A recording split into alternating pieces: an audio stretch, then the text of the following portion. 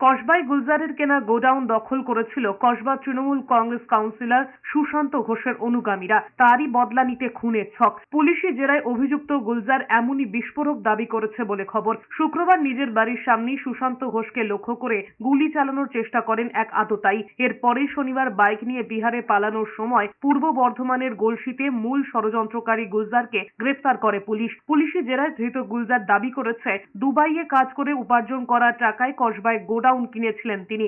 2011-12 সালে সুশান্ত ঘোষের এলাকায় কেনা হয় গোডাউন, কিন্তু কাউন্সিলরের অনুগামীরা সেই গোডাউন দখল করে নেয়। বারবার অনুরোধের পরেও কষ্টের টাকায় কেনা সেই গোডাউন উদ্ধার করা যায়নি। হতাশ হয়ে মুঙ্গেরের ইকবালের সঙ্গে যোগাযোগ করেন গুলজার। সুশান্ত ঘোষের ওপরে হামলার জন্য ইকবালই অস্ত্র ও লোক সাপ্লাই দিয়েছিল।